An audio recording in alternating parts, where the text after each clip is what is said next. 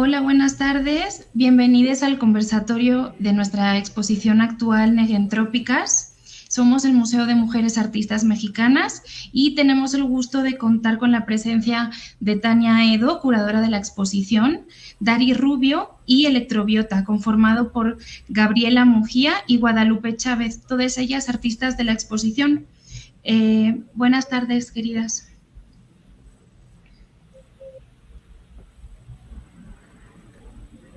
Hola.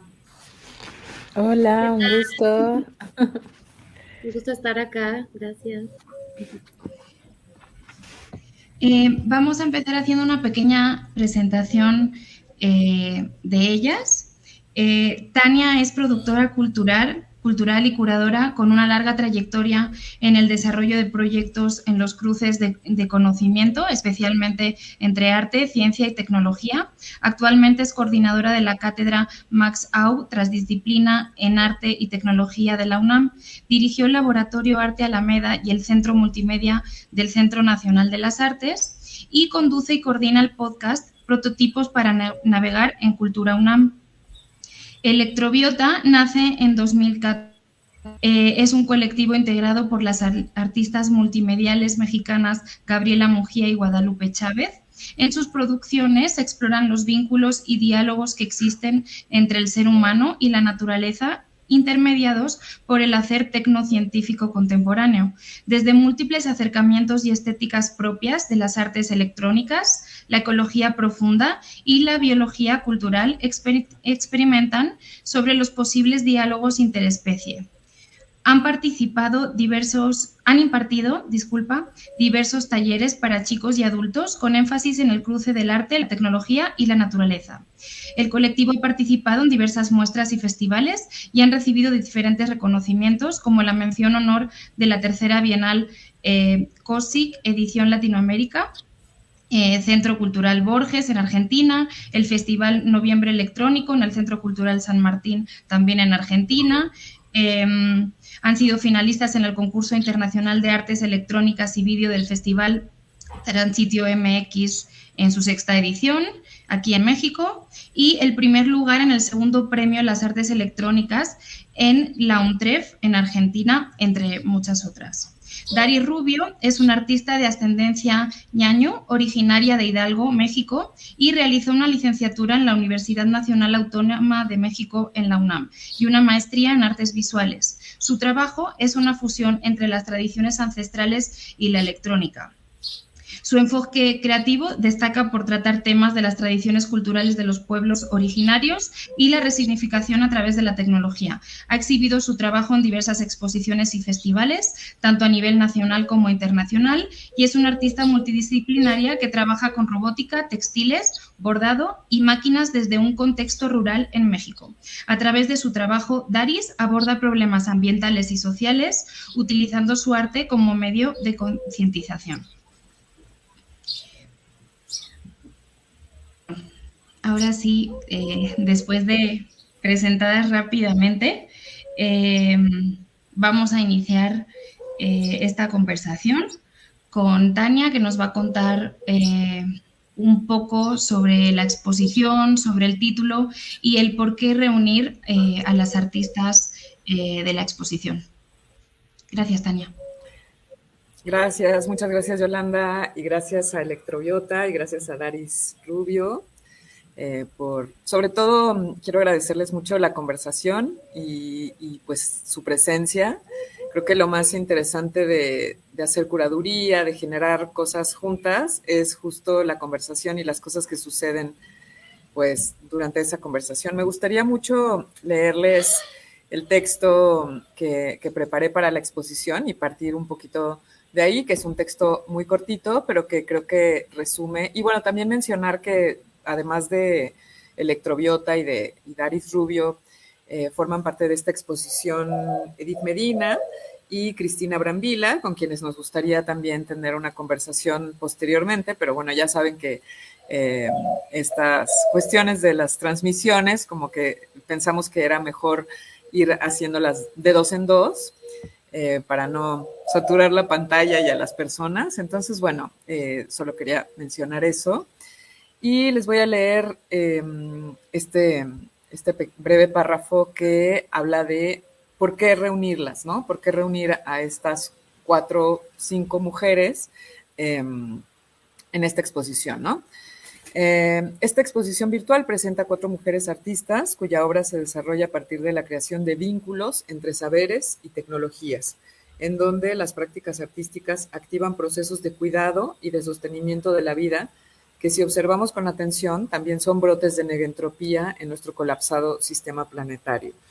Negentrópicas presenta registros de obras y procesos que dan cuenta de las formas de hilvanar conocimientos que ellas usan para hacer emerger lo que quizá podríamos llamar máquinas de cuidar. Y a eso quería llegar, ¿no? Veo la obra de Daris, Rada de Tuju, que en español significa El canto de río, y que es una obra que está hecha para y en la comunidad de La Palma, en Jacala, Hidalgo, y también Eisenia y Cenizas del Paraná, que es las piezas que participan en Negentrópicas de Electrobiota. Y me parece muy clara esta idea de la producción de máquinas de cuidar, ¿no? Y también algo que quería enfatizar en esta exposición es como esta tensión entre los procesos de entropía y negentropía. Tiene mucho que ver con un argumento de un filósofo que fue muy importante, que es muy importante, que se llama Bernard Stiegler, y que propuso una idea que tiene que ver con cómo cambiar, dónde poner el valor en este sistema colapsado, en este postcapitalismo o capitalismo tardío, un momento en donde el capitalismo financiero está poniendo el valor en los procesos de entropía. ¿Y cuáles son esos procesos de entropía? Pues la combustión, la industria automotriz, todas las industrias que generan carbono, pero no solo eso, muchísimos procesos que están acelerando la entropía o el desgaste de los sistemas y sobre todo del ambiente, del medio ambiente en el que habitamos. Y la diferencia, o digamos que el opuesto de este proceso serían los procesos negentrópicos, los procesos de sostenimiento de la vida. Y veo muy claro en ambas obras y también en los procesos que llevan a cabo Edith Medina y Cristina Brambila, esta idea de máquinas de cuidar. Entonces, pues a mí me gustaría mucho comenzar por ahí, ¿no? Comenzar por preguntarles en dónde se sienten respecto a esta idea primero, de máquinas de cuidado, y la idea de sostenimiento de la vida, a diferencia de los procesos entrópicos que son, o que en este discurso o en esta idea curatorial corresponderían a los procesos de extracción, ¿no? A los procesos extractivistas. Y pues eso, una vez más agradecerles su presencia, su trabajo, su inspiración y las conversaciones hermosas que hemos tenido en este y en otros espacios, ¿no? Si quieren, ¿quién quiere comenzar? Digan ustedes. Como vos desees, no sé, Daris, no sé, te estaría lindo escucharte. La verdad que estamos reinteresadas también en conocer al También resto de tenía las mucha emoción compañeras. de presentarlas también. Eso. Sí. Bueno, pues gracias, estoy muy agradecida y feliz de conocerlas, aunque sea aquí virtualmente, ¿no? No conocía a Gabriela Munguía, mujeres que admiro mucho, Electrobiota. Pues me da mucha alegría conocerlas. Pues les platico un poco de cómo comenzó el proyecto del molino, que al final titulé El canto del río, de Geda de Dinsuni, Ransuni de Geda de, que es algo así como una máquina que canta en el río y el sonido del río. Pues bueno, yo, como leyeron en mi biografía, pues soy originaria de la comunidad de La Palma, de Jacala de Ledesma, en Hidalgo, muy cerca a la Huasteca, la Sierra Gorda. Y bueno, pues esta comunidad la atraviesa el río Amajac. yo salí de la comunidad para hacer mis estudios académicos, ¿no? En la UNAM. Y cuando regreso a mi comunidad, comencé a realizar diferentes actividades, a incorporarme, ¿no? Reincorporarme. Y estuve dando clases en una escuela que está en las orillas de un arroyo. Pues les mencionaría que el río está alimentado por diferentes manantiales y diferentes arroyos, ¿no? Que a lo largo del tiempo pues han ido cambiando. En ese momento que yo me fui a vivir al lado de este arroyo, pues vivía todo el día y dormía al lado del arroyo, ¿no? Del agua, del sonido del agua. Y todo esto me vino a activar recuerdos que yo tenía de la infancia, que de alguna manera como que sí había olvidado al estar en la ciudad. Y uno de estos recuerdos era toda esta relación mística y un poco de, pues, de sacralización, de respeto hacia estos entes que nos enseñaron que eran vivos, ¿no? Como tal, nuestras abuelas, bueno, mi abuela ya no vive, ¿no? Pero nos enseñaban, además de todas las actividades que se realizaban alrededor del río, nos enseñaban a escuchar, a entender un poco estos lenguajes que para nosotros eran ocultos y que solamente algunas personas que tenían dones o tenían la habilidad de poder entender estos elementos podían ayudarle a la comunidad y ayudar a prever algunos, pues algunos efectos naturales, ¿no? Como las crecientes o las sequías. Entonces, pues bueno, yo a raíz de que me fui a vivir a esta comunidad, al lado de mi comunidad, que es una comunidad muy cercana, en las faldas del arroyo, pues comencé a recordar y a revivir muchos recuerdos de este arroyo que ahorita ya está seco, ¿no? Un arroyo que tenía aguas turquesas, que tenía muchos, pues seres vivos, ¿no? Habitando en esta agua. Y bueno, hice un discursito como muy centrado para no irme por otros temas. Y bueno, pues otros de los elementos que nos enseñaron a respetar eran las serpientes, los cerros, pues seres vivos, ¿no? Que al final de cuentas, pues son seres vivos que hoy en día muchas generaciones ya no alcanzaron a ver. A mí me tocó ver muchas serpientes, pues de gran magnitud, ¿no? Serpientes que no eran atacadas, no las matábamos, porque teníamos una tradición igual de respeto hacia estos seres, y lo mismo pasaba con el río. Y bueno, yo comencé a tener mucha nostalgia porque se escuchaba el arroyo en las noches, pero se escuchaba muy poco el agua, ¿no? Este arroyo se junta con el río Amajac. Y yo quería hacer un proyecto que pudiera de alguna manera activar o recordar estos sonidos que yo tenía en mi memoria, que yo escuchaba en mi memoria, pero ya no podía escucharlas en este lugar, ¿no? Porque el arroyo totalmente está seco. Como les cuento, era un agua turquesa de muchos pececitos, incluso se veían algunas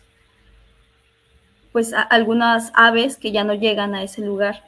Entonces, pues yo quería hacer un elemento que pudiera cobrar vida en el río, que pudiera ser precisamente para las nuevas generaciones, a las que ahora les tenemos que contar cómo sonaba una rana o cómo cantaban algunas aves, o cómo suena el río cuando va a haber creciente, ¿no? Estos sonidos, este conocimiento que había sido transmitido de generación en generación y se pierde totalmente porque hay un cambio muy drástico en el ecosistema. Entonces, pues yo dentro de mi proceso comencé a caminar y a hacer muchos recorridos en diferentes comunidades de la ribera. Y bueno, ahí hay una hacienda muy cercana, una hacienda en la que pues encontré un elemento pues con mucho significado histórico, que se trata del molino, ¿no? El molino hidráulico que llegó a partir de la colonia. El molino llega en la colonia para para moler granos de trigo, ¿no? Nuestra base de nuestra alimentación en las comunidades era el maíz, y pues las haciendas integraron esta máquina occidental, para poder moler granos y poder hacer pan. Entonces a mí me dio mucha curiosidad esta máquina, como un elemento pues antiguo, y también abandonado, ¿no? Dentro de la hacienda. Entonces comencé a incorporar este molino y empecé a hacer diferentes prototipos. Los primeros eran de madera, muy pesados, y los comencé a anclar en el río. Y yo quería hacer que este elemento sonara, quería hacer un instrumento sonoro dentro del río. Comencé a hacer una investigación también de los sonidos que pues yo recordaba, y que la mayoría de las personas que aún lo recuerdan son las personas mayores. Entonces pues hice una investigación de campo ahí en las diferentes comunidades, donde fui a hablar con mujeres, principalmente mujeres mayores, donde también recordaban esos sonidos de algunos anfibios, la mayoría aves. Y todos estos, esta recopilación que hice de sonidos, muchos los tomé de alguna fonoteca que encontré, otros fue parte de otra investigación que hice en otros ríos en Sudamérica, específicamente en Río de Janeiro. Y bueno, disculpen que no tenga aquí el video, es que pues voy a pasárselos, ¿no? Pero no tuve oportunidad de enviarlo porque mi internet está un poco lento. Ahí se ve toda esa fase de los prototipos que hice de diferentes molinos, hasta llegar al el último prototipo que yo podría también llamar, ¿no? Que es este molino más liviano, hecho con acero inoxidable, con estos percutores que imprimí en 3D, y también este cilindro de corcho. Bueno, entonces yo quería hacer que este instrumento pues pudiera activar la memoria de las nuevas generaciones. Entonces comencé a hacer diferentes pruebas, me lo llevé al río, al arroyo, a los canales de agua donde se hacen los riegos, y ahí las personas, pues los trabajadores, ¿no?, del campo me decían, pues se preguntaban, ¿no?, porque de alguna manera yo hago mis piezas, la mayoría de mis piezas las hago para este espacio abierto, ¿no?, que es el campo, la milpa, en la tierra, en el agua. No, como tal, en mi contexto no hay museos, no hay lugares como en la ciudad, ¿no?, para presentar el arte de esa manera. Y yo así vinculo mi forma de ver el arte, ¿no?, con la misma vida, con la gente, y tampoco con la pretensión, ¿no?, de que sea arte. Yo quería solamente hacer un objeto que sonara y que pudiera revivir esos recuerdos que yo tenía. Entonces, las personas, don Philly, me acuerdo que me habló y me dijo, oye, ese molino me recuerda muchas cosas de mi infancia, de unos objetos que hacían. ¿Será que puede generar electricidad? Porque yo quisiera que pudiéramos poner uno en el canal, porque pues tenemos muchos depredadores en la noche que se comen el maíz, se comen nuestros cultivos, y con un foquito que hubiera en la noche pues nos ayudaría mucho. Entonces pues yo lo vi también como un poco como para tener otra función dentro de mi proyecto. Pues lo hice lumínico, y la idea también ha sido ayudarle a otras personas de la comunidad a construir sus propios generadores de electricidad, porque en la ribera no hay electricidad, ¿no? Y bueno, pues este sistema es un sistema que se activa en este ente vivo, ¿no?, que nosotros lo concebimos como un ser vivo, muy inteligente, el río, ¿no?, un ser que sabe regular su caudal, ¿no?, cuando hay sequía, cuando tiene que haber más agua, cuando tiene que haber menos agua, para poder sobrevivir. Entonces, pues yo quería hacer un objeto que también no fuera tan diferente, ¿no?, tan contrastante. Y pues probé con muchos elementos, ¿no?, con bambú, con madera, hasta pues encontrar esto, cómo anclarlo, pues fue complejo, y encontré acero, trabajé con elementos pues de la región, ¿no?, con materiales de la región, y pues funciona así, de esa manera. Tiene un sistema de generador de electricidad que mueve un cilindro. El cilindro tiene una especie de dibujos con semillas de maíz. Todo el cilindro está forrado con semillas de maíz, y cada borde levanta el percutor, que le manda una señal y comienza a sonar, ¿no? Hace diferentes sonidos, hace aproximadamente 30 a 35 sonidos, depende un poco del lugar, de la velocidad del agua. Hay lugares donde no se mueve mucho, ¿no? Donde lo he probado en diferentes ríos ahorita. Y pues básicamente de eso trata el proyecto del molino. Y pues bueno, quería mencionar, ¿no?, que para mí es un objeto que de alguna manera activa el recuerdo de muchas tradiciones que han estado cambiando, que se han estado transformando en la comunidad, y como la tradición de escuchar, ¿no?, de escuchar estos elementos vivos y sagrados como es el agua. Y bueno, no sé si quieran, o ya hablé mucho. Muchas gracias, Daris. Pues al escucharte hablar, estoy pensando mucho, obviamente, en la pieza, en una de las obras que presentamos de Electrobiota, que es Cenizas del Paraná, ¿no? Porque estamos hablando de dos ríos. Entonces, no sé si les gustaría, Lupe o Gabo, hablar sobre Cenizas del Paraná, y creo que estaría interesante encontrar ahí relaciones, ¿no? Entre estas formas de ver a los ríos, a los cuerpos de agua, estos como vehículos de la vida que son tan importantes y que se están también perdiendo, ¿no? Claro que sí, y bueno, la verdad que me encantadas, yo creo maravilladas de escucharte, Daris, y de encontrar muchas sintonías, ¿no? Además de esta búsqueda que haces, ¿no? Por recuperar la memoria sonora, ¿no? También dar un poco a revivir aquellas narrativas, ¿no? Estas otras formas de sentir y de pensar. Y hablando ahí, pues aquí con Lupita, tuvimos un acercamiento estando en Argentina muy interesante de lo que fue el río Paraná o lo que es la cuenca del Paraná, a partir de un proyecto de poder llevar a cabo un proyecto, construir también una máquina sonora, una especie de fuente máquina también que retrae la identidad y la memoria de un espacio, de un cuerpo que también está en deterioro y también en peligro. Y un poco lo que hablamos mucho con Lupita, que se volvió una especie de pieza que intenta hacer un ritual de memoria y también de ofrenda a todas las vidas que se han perdido, porque este proyecto se disparó específicamente en el 2020. El río del Paraná es una cuenca grandísima que abarca muchos países: Brasil, Argentina, Uruguay, son Paraguay, o sea, es muy grande, es la cuenca, la segunda cuenca del río de Sudamérica más grande. Y pasó que en el 2020, a partir de la pandemia, hubo un problema muy, muy serio, que fue avivado por el modelo agroexportador que mantiene la Argentina y que año con año se intensifica.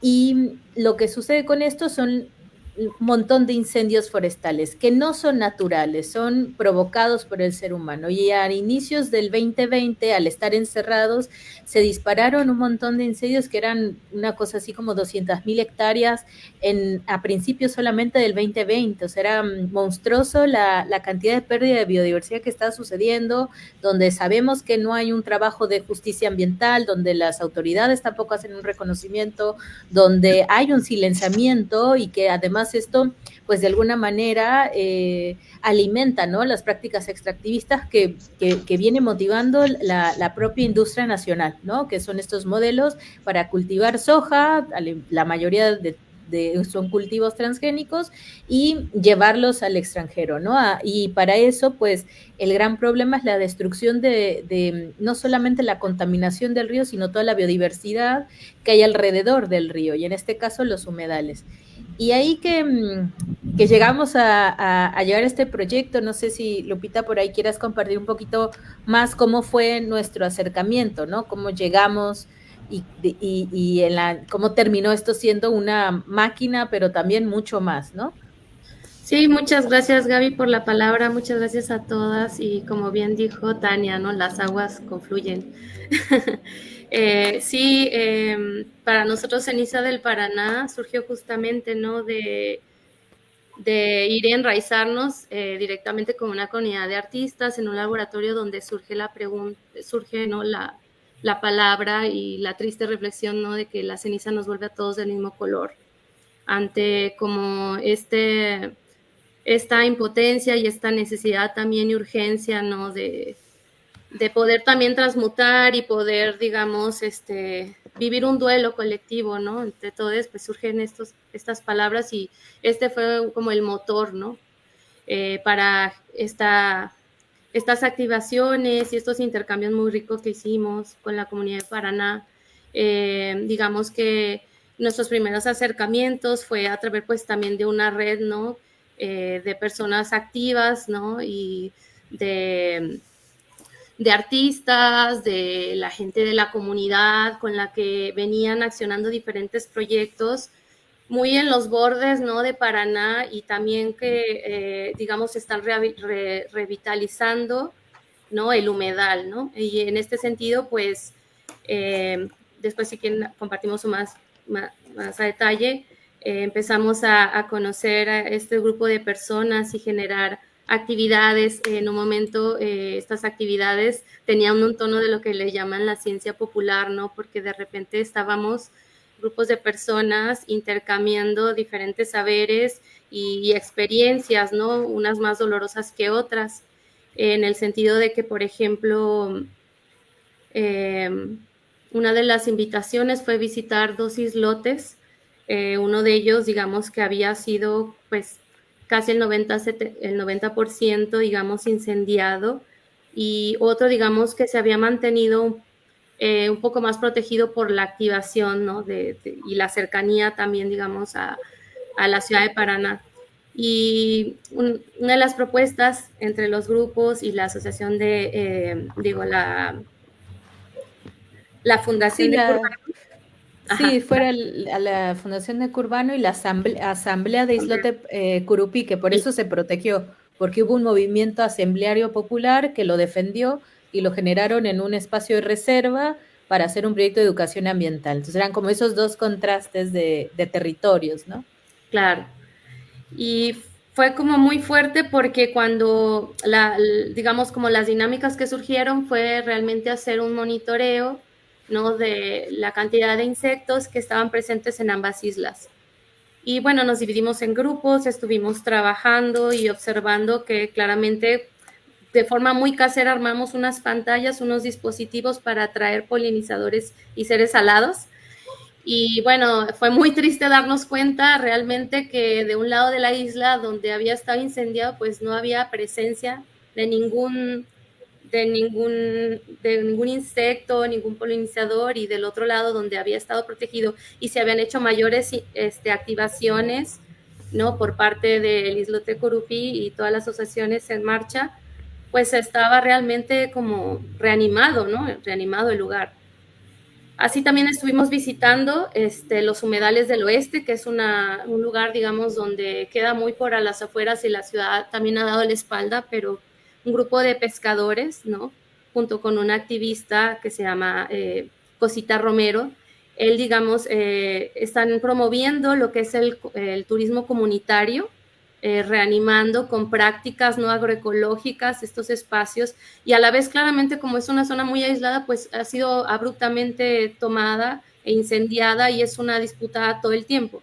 Y esto la verdad que nos había atravesado muchísimo, digamos, poder también contactar con las personas y poder, digamos, pues también hacer un estudio, ¿no? De las plantas nativas, incluso una tristeza hablar también de la pérdida de gran pérdida de especies nativas, no solo de flora y fauna, y poderlas también, digamos, enunciar y saber quiénes son, ¿no? Porque siempre se habla como de plantas nativas, pero el tener como la veracidad de quienes están involucrados, pues es también algo muy fuerte.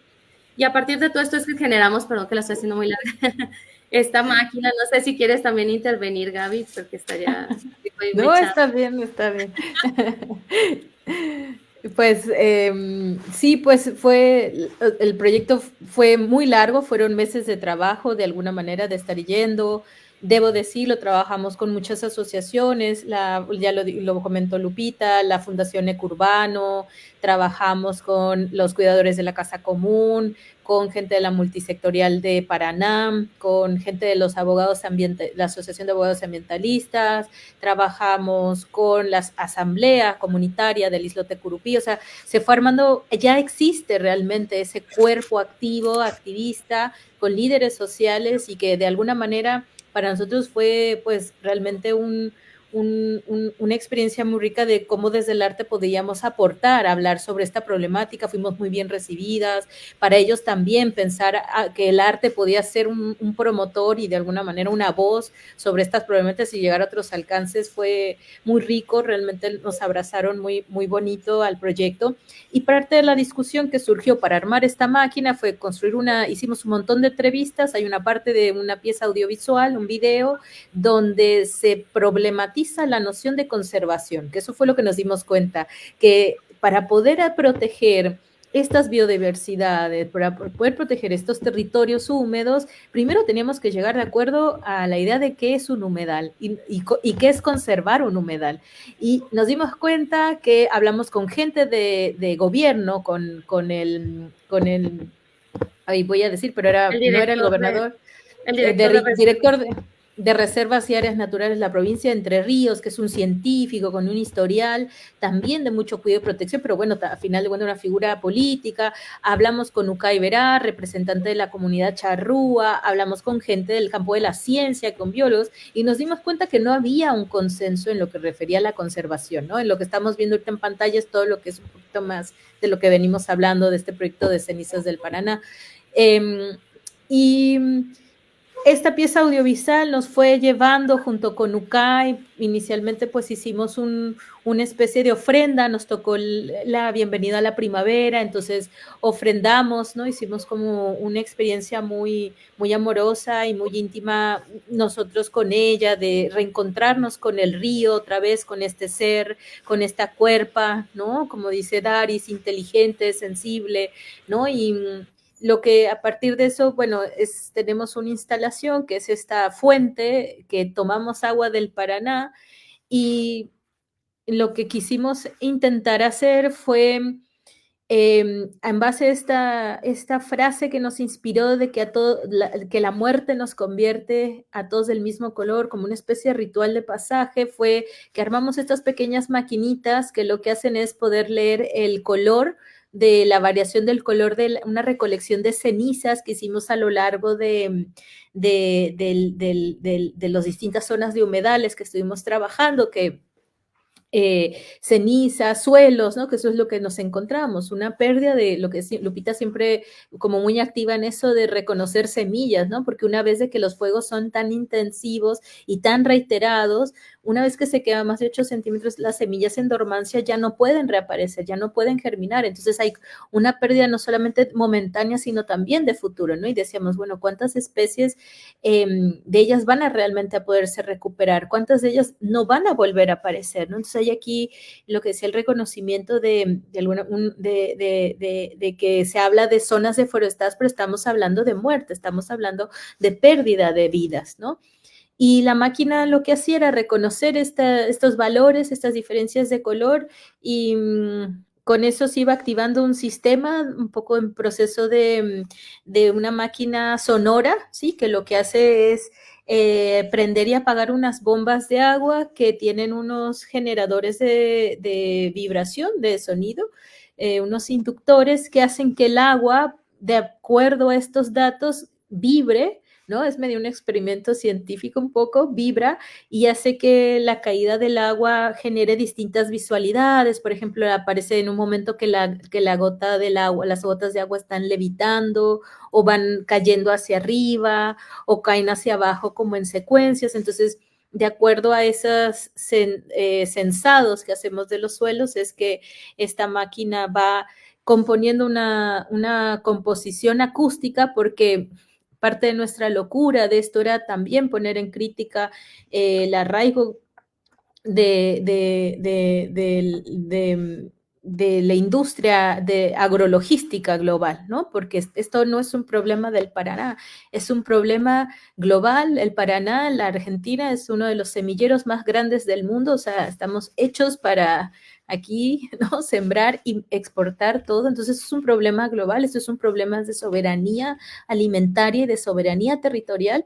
Entonces, un poco lo que hicimos es poner unos discos de acero que pesaban, una locura, de hierro de tractores, son los discos de hierro de los tractores, entonces las gotas de agua van cayendo sobre estos hierros y van generando la composición, pero creo que más allá de la máquina y lo que nos interesaba mucho era compartir un montón de experiencias, ¿no? Está la pieza audiovisual, pudimos, como que en la muestra pusimos la pieza audiovisual, pusimos una recolección que hizo Lupita bien interesante de semillas, que hicimos un proceso de una pequeña publicación, procesos de fotogrametría, porque nosotros trabajamos con un equipo de colegas, Frank Paredes, Juan Agustín Carpinello y Pablo Varela, siempre los nombramos porque son parte de este proceso investigativo y que además nos ha llevado a seguir trabajando y activando en el Paraná.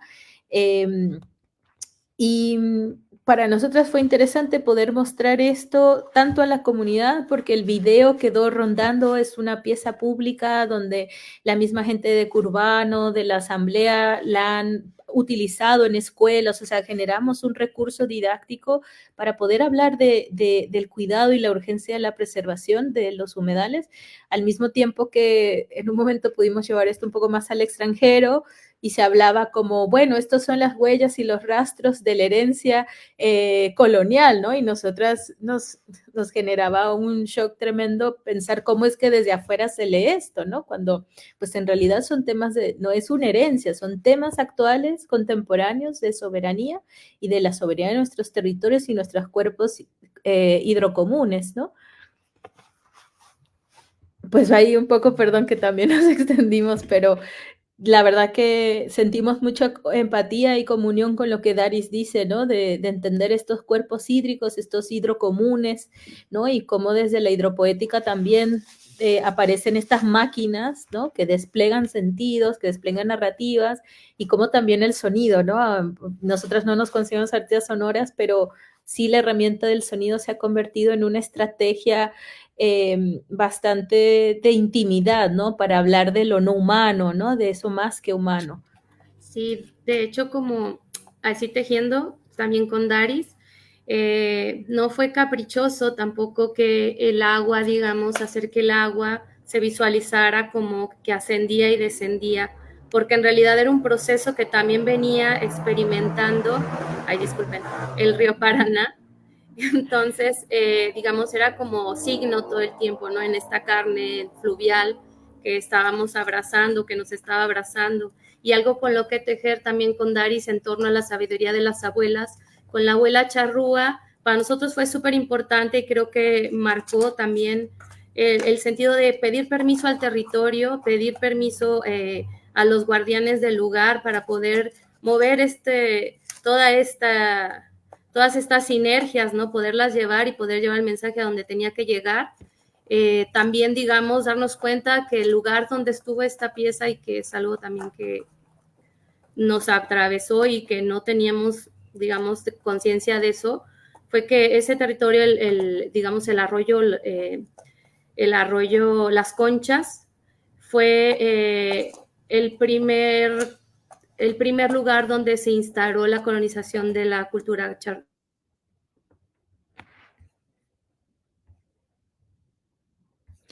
Creo que se cayó Lupita o soy yo.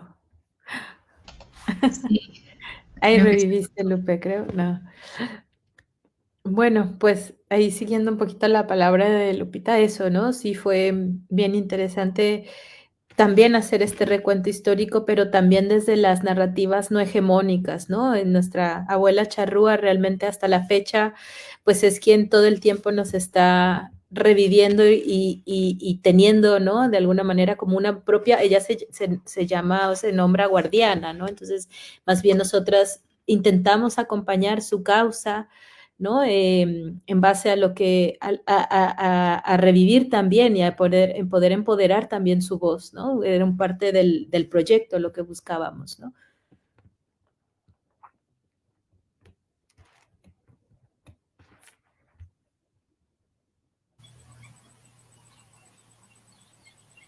Pues no sé, yo veo te suenan relaciones los bien. grillitos Ay, de sí. fondo. Los De vamos a fondo. dejar hablar a los grillitos y a todos, porque además como ya es hora de que regresan a sus casas, los vamos a dejar aquí que nos acompañen también. No, pues qué maravilla como estas coincidencias y sobre todo me gusta mucho estarlo conversando en el contexto y en el espacio que nos da MUMA, el Museo de Mujeres Artistas, un museo que funciona pues por la voluntad y el trabajo de muchas mujeres. Y me hace mucho pensar en pues el rol que están teniendo las mujeres en esta pues importante momento de colapso de nuestros sistemas, ¿no? Del medio ambiente.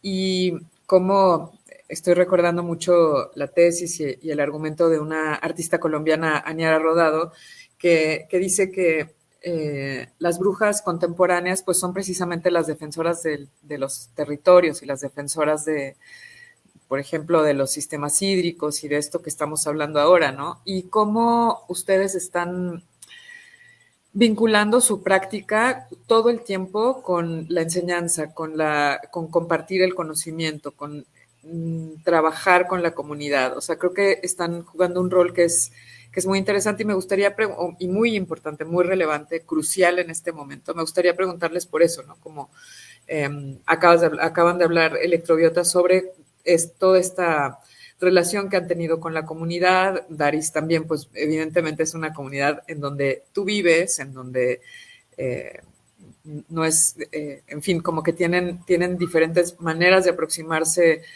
al contexto, al entorno. Pero eso, ¿cómo se sienten con la parte de compartir el conocimiento y sobre todo de este vínculo generacional del que también habla mucho Daris y que me parece importantísimo, ¿no? Como nosotros, bueno, nosotros no, pues somos de distintas generaciones, pero bueno, hemos vivido en un entorno donde escuchamos, por ejemplo, ¿no? Daris, conociste al río, escuchaste sonidos y en tu corta vida has ido experienciando cómo distintas especies han ido desapareciendo y como ya no forman parte del ecosistema, del entorno, y cómo estás haciendo esta transmisión de estos sonidos y de estos saberes y de estas memorias a las nuevas generaciones. Entonces, sí podemos como un poco ahondar en esa parte, ¿no? Del vínculo intergeneracional y de la práctica, pues, educativa, pedagógica, en fin. Bueno, pues creo que este interés que tengo y como más conciencia de las nuevas generaciones es porque soy mamá, ¿no? Entonces, el río es un espacio donde, donde no solamente vamos a bañar, sino también vamos a pescar, hacemos muchas actividades alrededor de él, ¿no? Y pues ir educando de alguna manera como a mí me educaron resulta ya muy complejo, ¿no? Porque hoy los niños están muy desconectados, a pesar de que están en la naturaleza, incluso niños de la comunidad, pues nos ha atravesado de alguna manera todas estas ideas, ¿no? De, pues no sé, como individualistas, donde no podemos vernos como uno mismo, como nos enseñaron, ¿no? A mi generación por lo menos. Entonces yo me encontré como en esa parte donde yo intentaba explicarle cosas a mi hijo, ¿no? Sobre algunos animalitos que encontramos y otros que empecé a percibir que ya no hay. Y pues es muy complejo, ¿no? Y muy triste porque de pronto puedes hablar de esto con las nuevas generaciones y puede escucharse hasta pues un poco loco, ¿no? Como decirles, hablarles de sonidos, ya parece algo muy, muy abstracto, ¿no? Cuando era algo muy cotidiano. Entonces son herencias, son conocimientos que se están perdiendo, ¿no? Como un montón de cosas, como como nuestra lengua, como, como nuestra forma de alimentarnos, ¿no? También nuestra forma incluso de respirar, de apreciar nuestro entorno, de vivir lo natural, ¿no? Como parte de nuestra vida, como si fuéramos uno mismo. Entonces es muy complejo eso y a mí me preocupa mucho, ¿no? Porque pues para mí este río, además de todo lo sagrado, es un recuerdo de mis abuelos. Yo veo el río y puedo sentir a mi abuela, ¿no? Entonces, para mí es muy importante defender todos los conocimientos que hay alrededor de él, así como pues defender la pureza de su agua, ¿no? Y defender que siga corriendo el agua, porque sí, todavía no ha pasado, pero sí ha habido gente que de pronto se le bota la canica y ya se quiere llevar el agua para otros lugares, ¿no? Más, ahorita justo recientemente, hace unos años, ya empiezan a llegar personas de una manera clandestina y llenan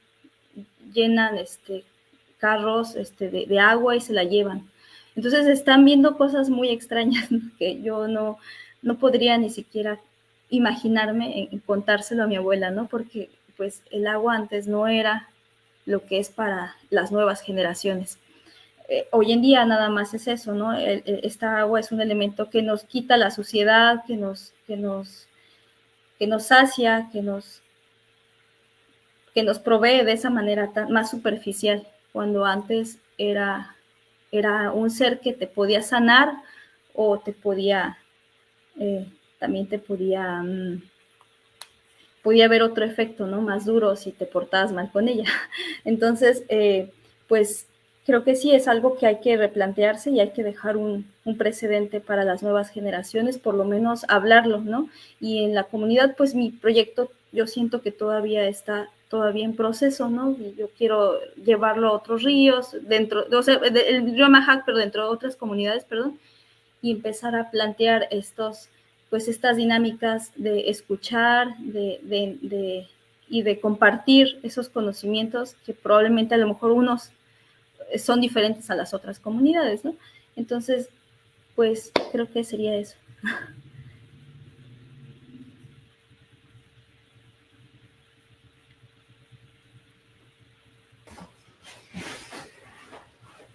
No sé si la pregunta sigue siendo la misma para...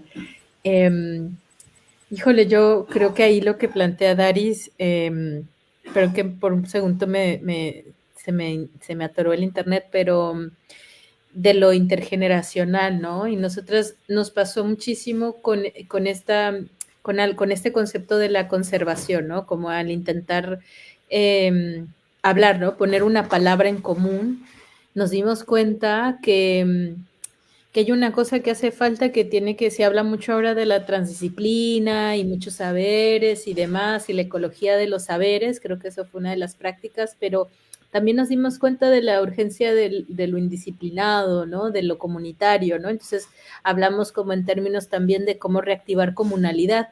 Y para parte de estos procesos que sucedieron, porque estuvimos trabajando mucho tiempo con varias comunidades, con la gente, con los niños, ¿no? Y sucedió que nos invitaron, ¿no? La gente del Islote Curupí a dar un taller para jóvenes, para gente joven que está estudiando en la única escuela técnica, voy a decir naval, pero creo que no es el nombre correcto, pero es la única escuela técnica para ser técnico de los que arreglan los barcos, porque el río de Paraná es uno de los ríos por donde pasan todos los barcos de carga, de granos, ¿no? O sea, es realmente, en realidad tiene lo que decía esta Daris de lo que es, cómo se nombran, cómo se nombran estos cuerpos, y nosotros lo llamamos río. Actualmente desde la política nacional se le llama hidrovía, erróneamente se le llama una hidrovía y no es una hidrovía, es una cuerpa hídrica, ¿no? Entonces, fue muy interesante, ¿no? Con los jóvenes poder acercarnos, contarles, ¿no? Se hace, y ellos mismos también están todo el tiempo activando el reconocimiento de especies. Algo que pasó que en el ínter en el que estuvimos trabajando en este territorio y que además se prolongó en el tiempo, y eso nos da muchísimo gusto, es que apareció, ¿no? La primera generación de guardabosques en el territorio, ¿no? Y esto es increíble porque las mujeres, y ahí tú lo dijiste, las mujeres que son las cuidadoras, son los cuidadores, pero en realidad la mayoría son cuidadoras de la casa común, están defendiendo parte de los territorios de los humedales del oeste y ellas ponen la cuerpa al 100%. Y lo que decían, aquí empieza un incendio y no tenemos ni siquiera las herramientas o venimos y encontramos a la gente que está prendiendo fuego y decían, ¿cómo los confrontamos? ¿No? Hay gente que está armada, son situaciones de violencia, ¿no? Entonces ahí también la ética del cuidado, ¿no? Yo creo que es algo que persevera desde la sororidad, ¿no? Desde los ecofeminismos, ¿no? Porque nosotros lo nombramos así desde afuera, pero ellas mismas lo entienden como parte integral de su vida, ¿no? Ellas dicen, a nosotros el humedal nos da de comer, el humedal nos da vida, nos da agua, ¿no? Y lo decían, que fue muy bonito. Una de las cuidadoras decía, a mí lo que más me importa es que mis hijos crezcan conociendo el humedal, ¿no? Yo quiero que exista humedal para mis hijos. Entonces, creemos que ahí parte de estas labores del cuidado, por eso súper acertado, Tania, la propuesta de máquinas de cuidado, ¿no? Que va más allá de la tecnología, donde el mismo cuidado, el mismo diálogo, estas activaciones, yo creo que se convierten en formas de tecnología, ¿no? Y entonces creo que con Lupita venimos dialogando hace rato de construir los sentidos de la tecnología, ¿no? Como las tecnologías no son aparatos, no son un teléfono, no son sistemas, son flujos. Y entonces, en esta forma, nosotras hablamos siempre de las tecnologías propias de la naturaleza. Y eso es lo que habla de Daris de la inteligencia del río. Son sus propias técnicas, sus propios metabolismos que lo hacen incidir en el ambiente. Pues eso es lo que nosotros hacemos, ¿no? Desde la técnica. Entonces, y en este sentido, pues yo creo que hay un golpe generacional, pero yo más allá que generacional, yo lo pensaría cosmológico, ¿no? Entre cómo hacer una coalición entre los saberes ancestrales y los saberes contemporáneos, ¿no? Porque pareciese que son contrarias y son los discursos actuales los que desvalidan estas narrativas, pero en realidad yo creo que requerimos de ambas cosas, ¿no? Entonces la pregunta es, bueno, ¿cómo las tecnologías ancestrales y las tecnologías contemporáneas pueden alinearse hacia una búsqueda del sustento de la vida, ¿no? No queremos ni dominar el mundo, no, hacia el bien común, ¿no? Hacia la comunalidad de alguna manera, ¿no?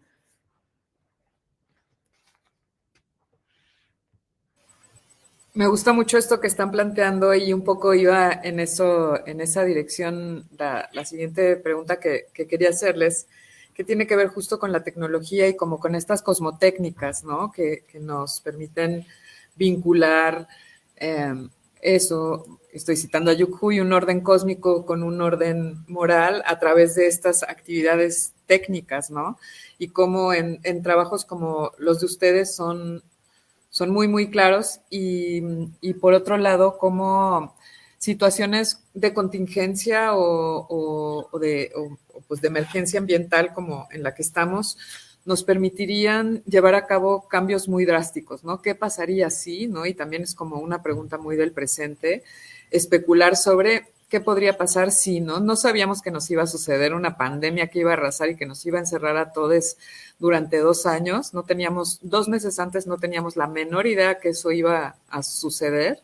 Y entonces me gusta mucho pensar o imaginar en esos cómo sís, qué podría pasar y quiénes podrían tener roles importantes en caso de otro tipo de contingencias que pudiésemos imaginar, ¿no? Y estas prácticas, las prácticas en donde hay cruces entre arte, ciencia y tecnología, han demostrado esa capacidad, esa capacidad de jugar, como de danzar con las tecnologías, como de formas que nos podrían permitir, por ejemplo, ¿no? ¿Qué pasaría si no tenemos algunas tecnologías y tenemos que solucionar, no sé, por ejemplo, el Internet o ciertas cosas dejan de funcionar? Los sistemas globales es muy fácil de colapsar, lo vimos también en la pandemia o cuando se cierra el canal de Suez, es como que un tráfico, como cuando hay un embotellamiento en el periférico y nadie puede llegar a sus casas, pero de forma global, ¿no? Y cómo ustedes están a través de estos saberes que, como bien dices, la tecnología no está en o sea, el propio río nos está diciendo, es un sistema hidráulico, o sea, como que también nos han... Otra cosa que las generaciones nuevas han perdido y que quizá no nos damos cuenta, así como ya no pueden escuchar al río y ciertas especies, también están todo el tiempo enfrentándose con tecnologías que son cajas negras más que nunca, ¿no? Nosotras y yo todavía antes y mi generación antes tuvimos la posibilidad de entrar en estas máquinas cuando todavía podrías abrir un shell o una ventanita y hablarle a lo más profundo de la máquina y darle instrucciones. Ahora no se puede, ¿no? Son sistemas totalmente cerrados. Entonces, en ese sentido, la tecnología, si le vemos también como ecosistema, está cerrándose cada vez más y volviéndose un sistema de extracción, ¿no? Entonces, no sé si, bueno, Electrobiota ya fue hacia allá, o Gaby y Lupe hablaron sobre esto, pero ¿cómo lo ves tú, Daris, desde tu lugar, no?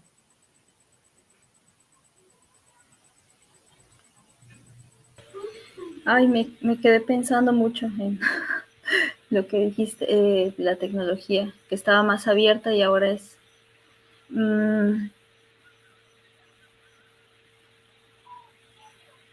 pues, ay, pues yo creo que es que sí, que el conocimiento, el conocimiento pues está cambiando y tenemos que de alguna manera como personas que todavía lo recuerdan, por lo menos, pues tenemos que hacer algo. Yo cuando inicié este planteamiento del proyecto, como tal no tengo acceso a grandes herramientas tecnológicas, ¿no? Y los primeros molinos que hice de alguna manera pues eran pues eran objetos ahí muy extraños, ¿no? Muy hechos con mis herramientas, incluso hasta con mis manos, ¿no? Cortándolo con herramienta que yo tenía ahí a la mano. Nunca ha sido mi objetivo hacer un objeto por sí mismo, por hacerlo como por la tecnología, sino mi idea siempre ha sido poder un poco, yo creo, humanizar esta herramienta que de alguna manera siempre ha sido como una herramienta muy masculina, o por lo menos yo empecé a tener acceso a la tecnología a partir de un hombre, ¿no? Un primo que me empezó a enseñar a hacer cosas de electrónica. Pues las nuevas generaciones están como pausadas, ¿no? Necesitan como activarse y con personas que todavía tienen este interés, por lo menos, de pasar esta información, y yo me siento como en ese deber de poder hacer algo. Y ahora que mencionabas qué pasaría, pues yo sí me he planteado muchas veces qué pasaría si el río de alguna manera se seca o se contamina, ¿no? Pues es algo que me asusta mucho, porque como dices, en la pandemia de un día para el otro el mundo cambió, y creo que sí, las personas que podrían de alguna manera reactivar este molino son personas que aprendieron y que entendieron que pues el agua se siembra, ¿no? O eso nos enseñaron a nosotros, que sí, que lo que colocas en la tierra, pues se regresa de alguna manera, ¿no? Entonces, pues habían muchos sacrificios en ese tiempo, pues de algunos animales, y la tierra siempre tenía que absorber la sangre, ¿no? Y eran algunos rituales que se hacían en el río. Y bueno, pues hoy en día, tanto el elemento del agua como la sangre ya son cosas muy aisladas que no se les da el significado que tenían, ¿no? Y bueno, creo que hay todavía personas que tienen mucho conocimiento, pero regularmente son ancianos, ¿no? Incluso de cómo plantar, cómo sembrar, y las nuevas generaciones ya perdieron el interés también. Entonces es algo muy complejo, ¿no? Es un tema muy complejo qué pasaría en el futuro, o no tan lejano, ¿no? Porque pues el río con mucha sabiduría sí desciende su caudal, pero está llegando a un límite que no se le había visto en muchos años, ¿no? Bueno, creo que yo nunca lo había visto, ¿no?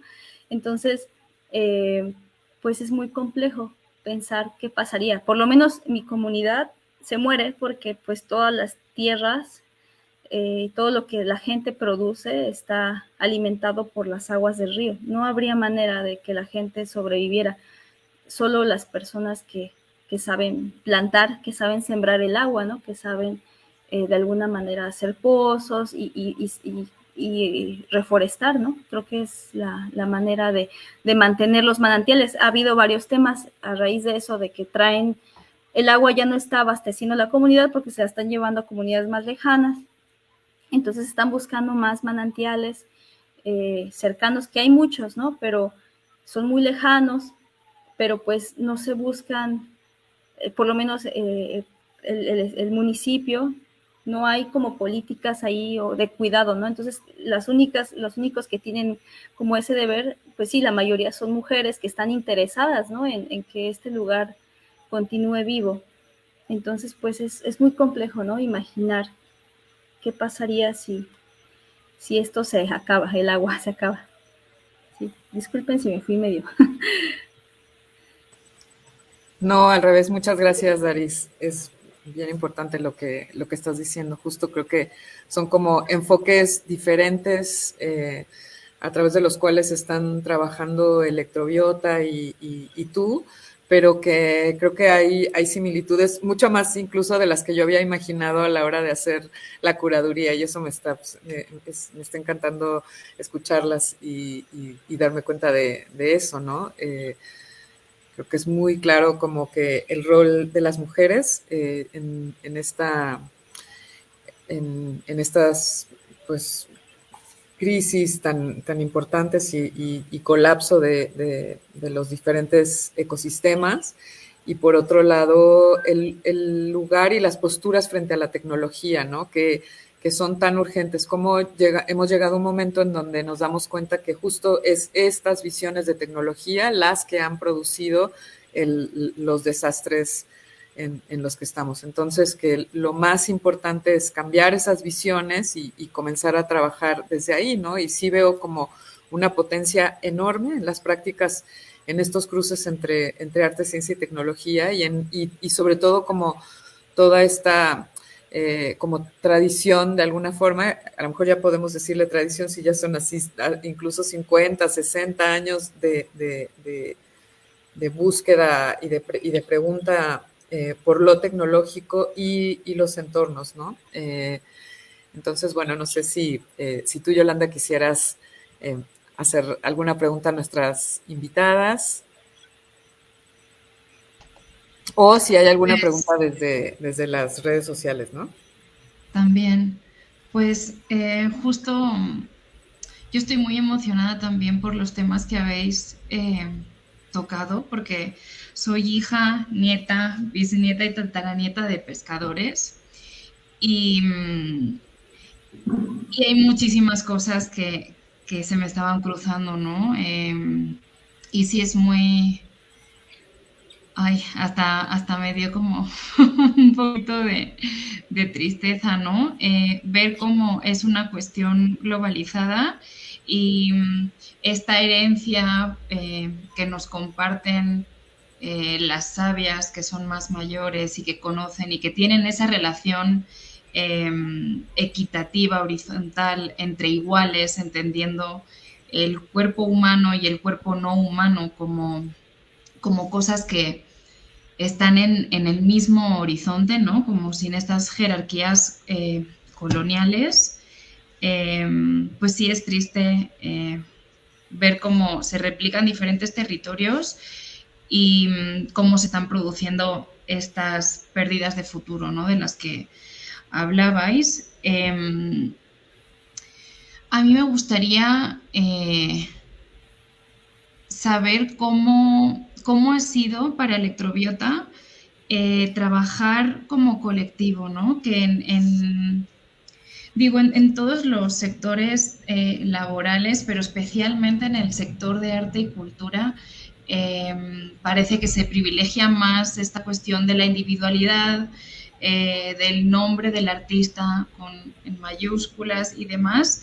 A mí me parece una apuesta política fuerte el trabajar en colectivo, no solamente hacer proyectos colectivos o comunales, sino tener este compromiso con otra persona, ¿no?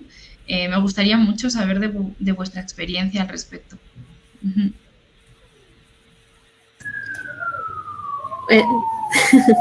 Bueno, gracias por la pregunta. Nosotras nos encontramos en Argentina, ¿no?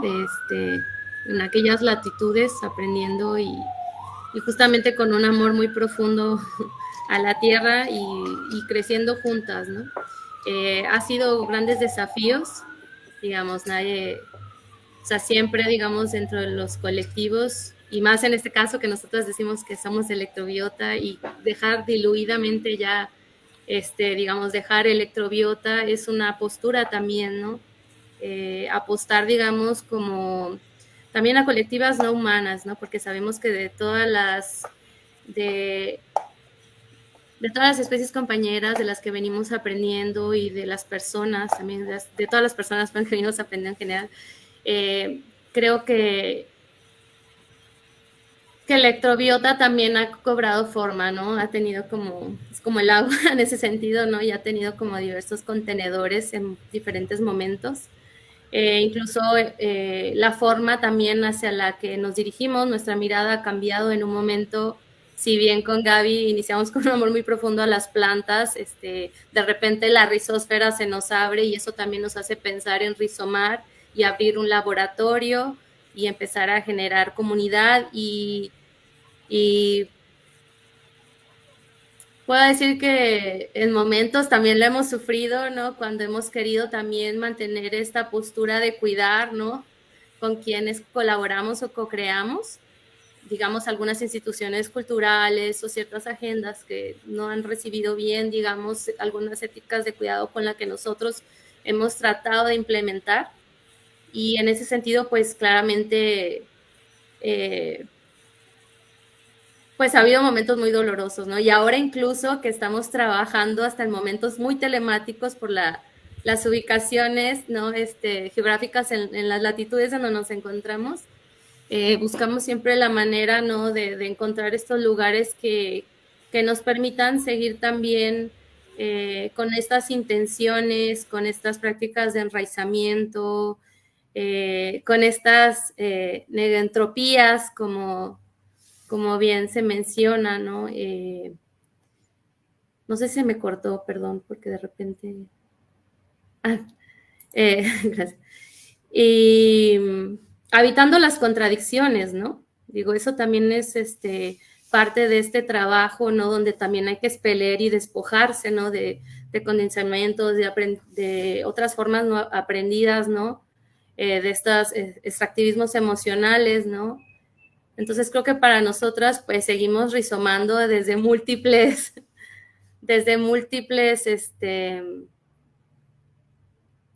pues semilleros, creo que sería la palabra. No sé si fui muy abstracta, pero...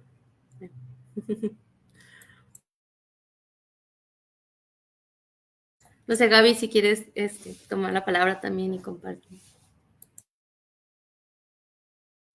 No, realmente creo que lo que comparte Lupita ha sido parte de un proceso, ¿no? Y que lo que sí sabemos y ha sido parte de nuestra evolución es que el espacio del arte contemporáneo cada vez se nos ha quedado más pequeño por el tipo de prácticas que buscamos y eso nos pone en relieve la crisis del arte contemporáneo como tal. Hay una crisis. Ya la verdad que nos aburre mucho hacer obras para museo porque sirven, pensamos, la herramienta del arte como la tenemos re clara, pero creo que Electrobiota ha girado mucho su práctica a la práctica territorial, a la práctica situada y comunitaria, ¿no? Y insistimos en pensarnos desde lo común, desde reflexiones como bastante, siempre Lupita lo dice, parecen ingenuas, ¿no? Pero abogar por observar las plantas, escuchar, ¿no? Como decía Daris, ¿no? Volver la memoria, el reencuentro del territorio desde la escucha, desde el oler, desde el saborear el suelo, ¿no? Creo que han sido formas en las que Electrobiota ha ido evolucionando, pero también se ha ido enraizando cada vez más hacia las prácticas de la justicia ambiental y de los derechos de la naturaleza que, pues que de alguna manera creemos los artistas también tenemos harta responsabilidad ahí y una especie de poder también. Creo que somos como de los ámbitos, disciplinas de más rebeldía en este momento para poder realmente generar comunidad.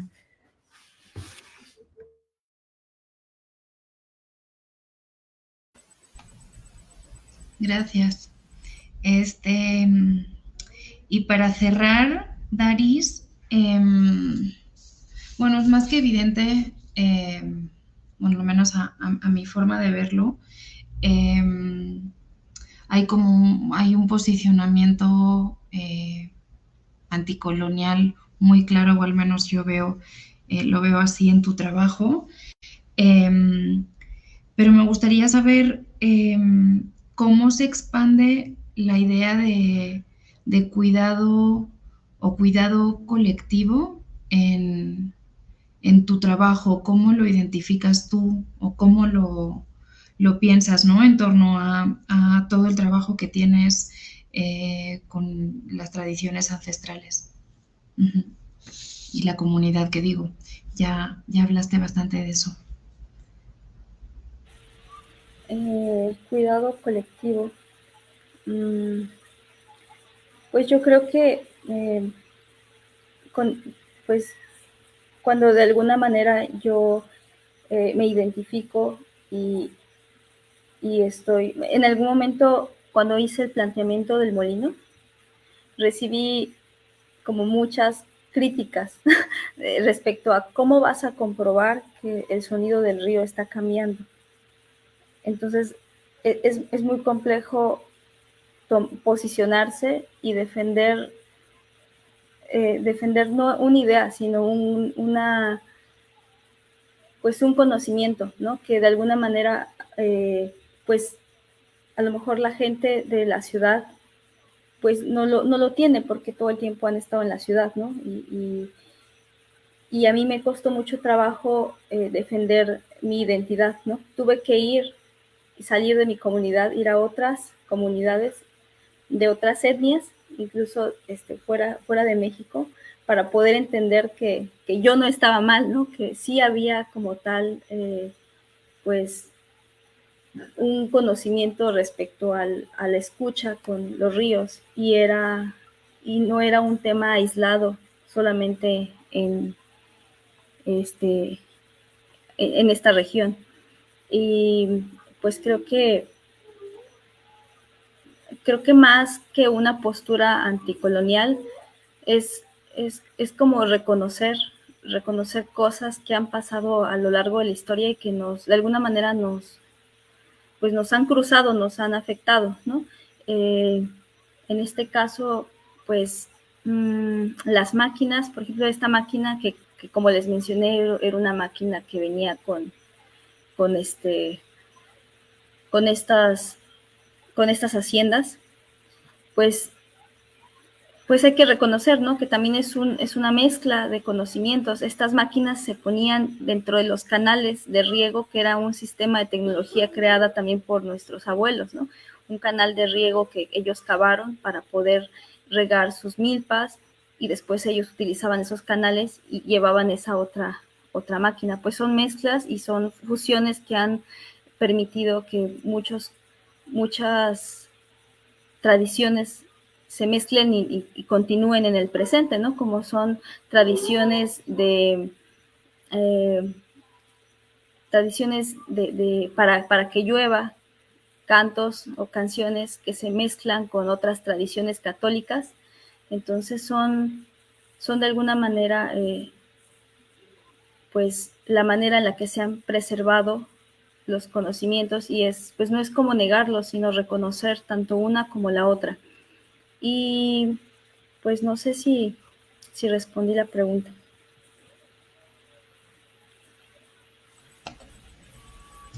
Sí, por supuesto. Qué interesante esto que comentas también de que, bueno, siento que pertenece mucho al mundo del arte, del tener que estar justificando continuamente, ¿no? Cuando hay procesos comunitarios o exploraciones que van mucho más allá de lo meramente artístico o de aquello que sí puede ser insertado en un museo. No sé, creo que me gustaría cerrar como lanzando una pregunta un poco más abierta. No sé si pueda responderse, si la podamos responder ahora entre todas, pero sería más bien, pues entendiendo esta situación de fragilidad y de colapso en la que nos encontramos, cómo sostener los cuidados, ¿no? Después de todo lo que hemos hablado esta tarde, sí, cómo pensar los cuidados en un presente futuro cercano.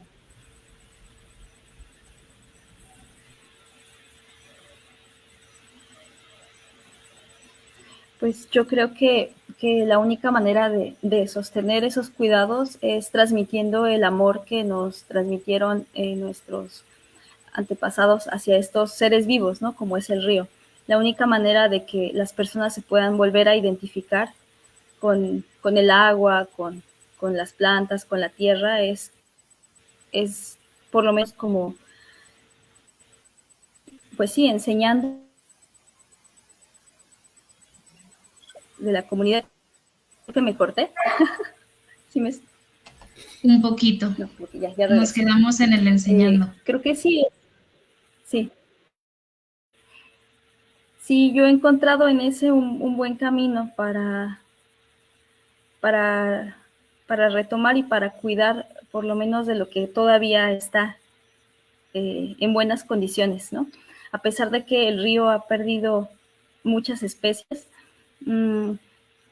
su calidad de agua todavía es buena, todavía hay mucho pescado, aunque ya los pescados nativos también ya no hay, pero hay cosas que se pueden hacer, y pues es con las nuevas generaciones, ¿no? Transmitiendo ese amor, porque de alguna manera así es como nos transmitieron esa sabiduría de los sonidos, de escuchar, de la vida lenta, ¿no? Que nos hemos perdido esa forma de vivir, y también de entendernos como uno solo, ¿no? No como entes separados, como el hijo de la señora. O sea, todos somos la misma familia y todavía podemos hacer algo, por lo menos yo tengo esperanza, ¿no?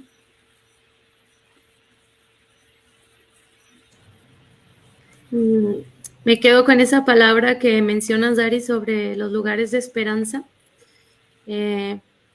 Para que siga germinando, creo que de nuestra parte también coincido que cuidar las infancias, ¿no? Y digamos, no subestimarlas, ¿no? Porque es lo primero que hacemos, ¿no? Subestimar las infancias y también hablar de estos temas, ¿no? Que son cruciales y que, digamos, ya están enfrente, ¿no? No es como que nos podemos evadir. Y por otro lado, también considero que, hablando de los cuerpos de agua y las rías, pero hablando también de todos los elementales y la vida, acercarnos, ¿no? a reconocerlos y que nos reconozcan, y empezar desde ahí el trabajo, ¿no? de ese activismo, ¿no? Emocional, y también hacer una pequeña lucha, ¿no? Para que este mundo tan hegemónico y tan marcado tampoco nos cambie, ¿no? Entonces, pues siempre revalorar el trabajo con las otras personas con las que nos rodeamos, con la gente que amamos, y no minorizar las prácticas pequeñas y silenciosas, porque muchas veces son las más poderosas y las que llegan más lejos. Creo que ahí sería como...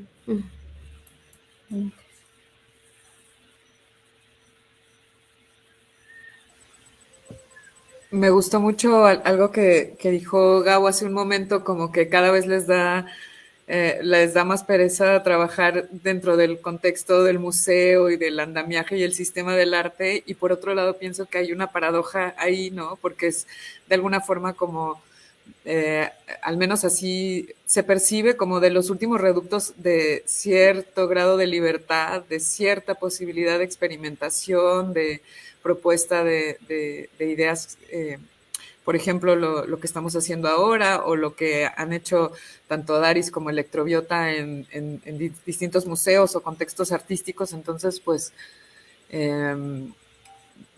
yo lo respondería desde el lugar de, bueno, sigamos hackeando, torciendo estos andamiajes del arte para que incluso abrir más espacios de este tipo en otros contextos donde ya definitivamente no existe la pregunta, la posibilidad por la indagación, por la experimentación, ¿no? Entonces, pues yo diría que desde nuestra pequeña trinchera, pues seguir hackeando y torciendo, haciendo fisuras en este sistema del arte que a veces es como tan jerárquico también, tan todo lo que ya sabemos y todo lo que criticamos, pero que hay que ensancharlo y hacerle fisuras, intersticios para que sigan pasando cosas tan maravillosas como ustedes, ¿no? Qué bella, Tania. Tienes razón que hay que hacerlo poroso. Es verdad. Sí, pues nada, también ahí yo creo que aparece el tema yo creo que hablamos ahí nada más para tirar como una bomba, se habla del colapso, ¿no? Y esta cosa más hollywoodense de el fin del mundo, pero pues en realidad ya vivimos el colapso localizado, ¿no? El tornado Otis, ¿no? Ahora en octubre del año pasado, ¿no? Que arrasó Acapulco, o el 1,000,000 de hectáreas que se acaban de incendiar en Corrientes. O sea, ya estamos inmersos, solamente que como nos lo imaginamos no es en este sistema de ficción. Y yo creo que aquí en este sentido, cuando pensamos sobre las posibilidades futuras y sobre el bienestar, 100% dependemos del entendimiento de las formas hidrocomunes, ¿no? Y la capacidad de negociación, de reconciliación y hasta dónde podemos realmente aprender o reaprender, ¿no? A desbordarnos en las prácticas humanas con las no humanas, ¿no? Y eso creo que es el lugar más difícil que tenemos que afrontar, ¿no? La ruptura jerárquica, paradigmática, ¿no? De los cuerpos, ¿no? Y pues entendernos más planetarios. Yo siempre soy muy hippie con esas cosas, pero creo que son bien necesarias.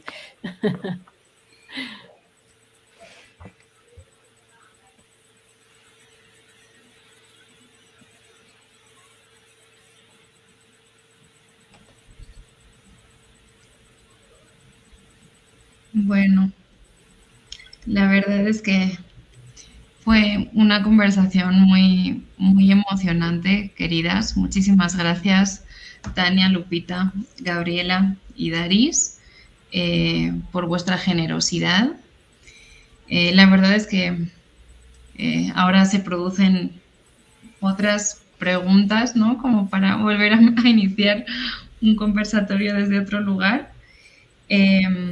Espero que también se estén detonando otras preguntas del otro lado de la pantalla. Y nada, muchísimas gracias por esta rica conversación. De verdad, muchísimas gracias. No sé si queráis cerrar con algo más o nos quedamos con la esperanza que nos propone Daris, ¿no? Hacia el futuro.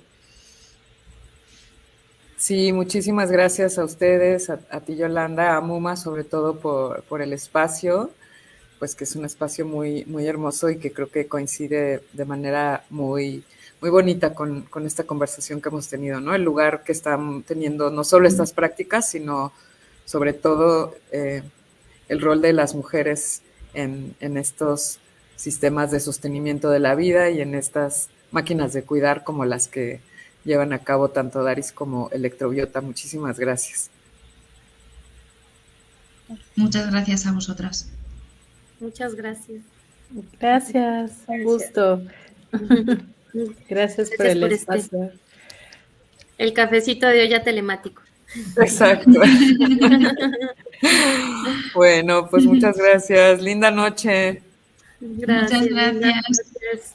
Buenas noches. Y antes de cerrar, recordarles a toda la gente que está del otro lado que sigan nuestras redes sociales para el resto de actividades. Todavía no acabamos la programación del año. Tenemos 2 exposiciones por lanzar y el próximo mes tendremos otra conversación por aquí, por Facebook. Nos pueden seguir en nuestro Instagram, que se llama MUMA_Museo de Mujeres. Muchas gracias. Nos vemos. Bye. Gracias. Hasta pronto.